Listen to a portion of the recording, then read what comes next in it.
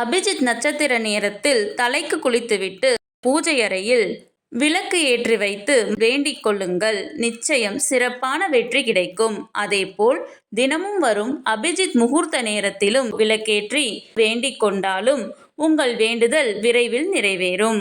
இந்த அபிஜித் முகூர்த்தம் மற்றும் அபிஜித் நட்சத்திர நேரத்திற்கு ராகு காலம், யமகண்டம், தேய்பிறை, அஷ்டமி, நவமி போன்று எந்தவித தோஷமும் இல்லை. அபிஜித் என்றாலே சிறப்பான வெற்றி என்பது அர்த்தம். அபிஜித் நட்சத்திர நேரம் அல்லது அபிஜித் முகூர்த்தத்தில் எந்த காரியத்தை தொடங்கினாலும் அது நிச்சயம் வெற்றியில்தான் முடியும்.